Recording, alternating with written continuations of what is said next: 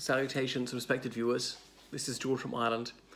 Well, in my previous videos, I've often been heavily critical of the Israeli government and its policies towards the Palestinians and its military response to attacks by Palestine.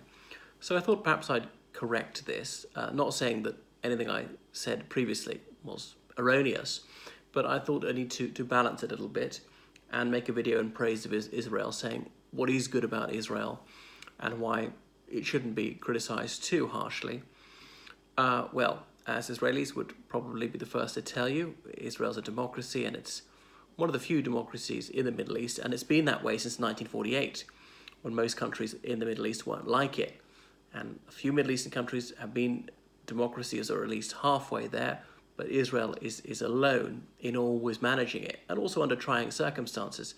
Other countries would have become an authoritarian state, or indeed a dictatorship, because when they're faced with such grave security threats, they might say, well, we need to do away with civil liberties, and we need a strong man who can make immediate decisions and take decisive action. But Israel has not gone down that road, and it's enormously to their credit. So free and fair elections which are not predictable, which governments quite often lose. People often say the government is palsied because it's this coalition of parties cobbled together, and it's very difficult to sustain a majority in the Knesset.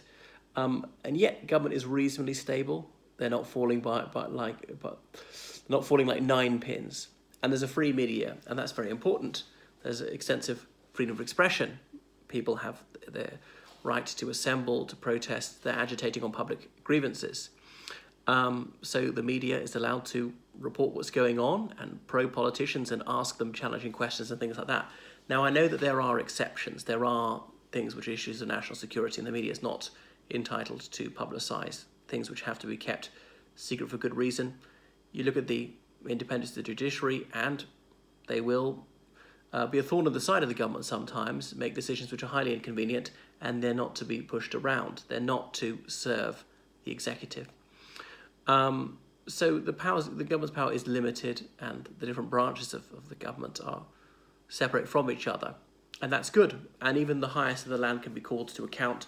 Moshe Katsav being sent to prison, something would be unimaginable in any other Middle Eastern state without a revolution, and the government not ripping off the people, not there to line their own pockets and limits on what they can do. Talk about human rights. So abolished the death penalty decades ago.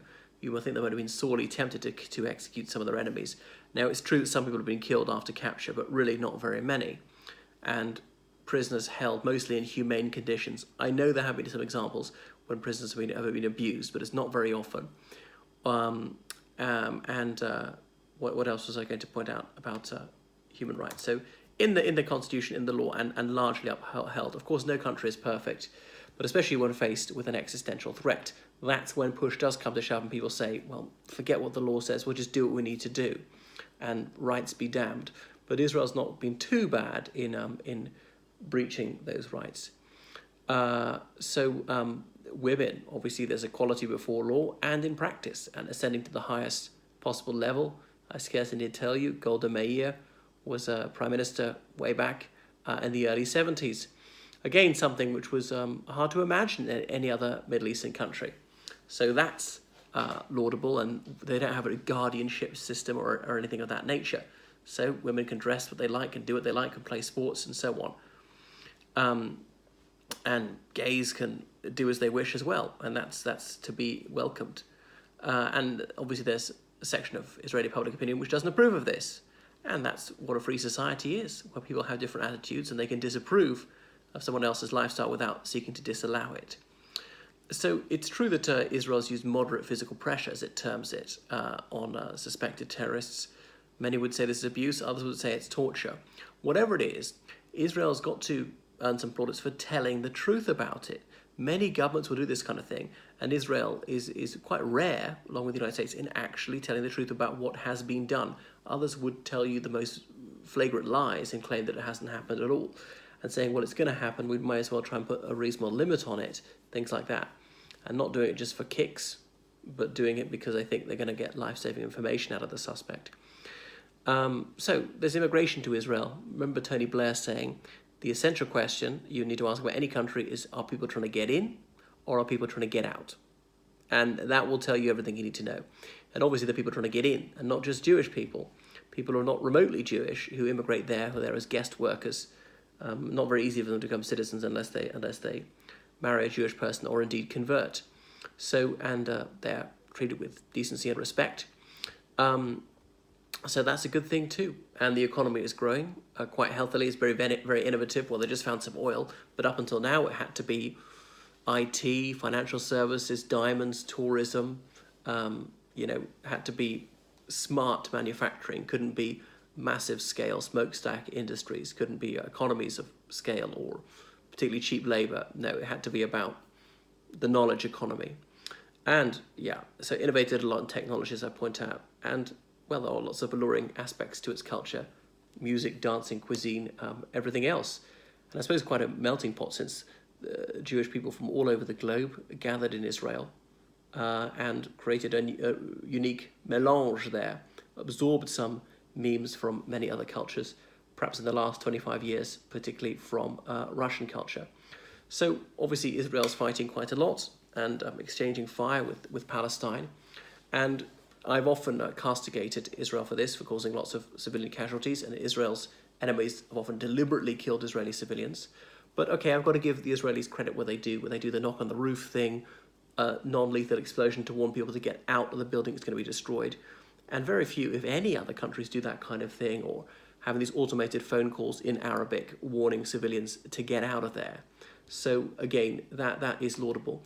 Israeli troops held to high standards, and they can be tried. They've been court-martialed for deliberately killing civilians and spend years in prison for that. So, and I can't think of any other Middle Eastern country which has regularly done this kind of thing. So yes, there are definitely flaws, and there are definitely times when the Israeli government and the IDF deserves to be excoriated. But out of fair-mindedness, I have to hand it to Israel and offer the cap to them when they do hold their own troops to high standard, they do prosecute them when they do the wrong. Is going to happen. Wrong is going to happen. I've got to be realistic about it. That's why every army has courts martials, and must try to uphold discipline and enforce the law against those who breach the law. Obviously, killing an enemy combatant in combat, that is ethically permissible. To deliberately kill a civilian is not. It might be killed as collateral damage, but to purposefully kill that person when it's easily avoidable, that's not acceptable. Or to kill someone after he or she has been captured, it's not trying to run away, it's not trying to grab a weapon or something, again, that's always unacceptable. So that's why I've got to applaud the Israelis when they are moral. Okay, and there are obviously Israeli organizations like B'Tselem who are calling for more ethical conduct. Now you might say, well, come on, if you're in the situation, you wouldn't be so nitpicky about ethical conduct. And it's possible I wouldn't. I don't know. I'm not in this situation, fortunately for me. So perhaps I am being too judgmental about it, too condemnatory, unreasonable, not making sufficient allowances in view of the grave and mortal peril in which Israel finds herself. Well, the trouble is the same argument bites back, could be advanced by the Palestinians too. Well, Israel certainly has the right to exist. Palestine does as well. I wish the conflict would come to a peaceful conclusion and the two states could coexist. It may yet happen.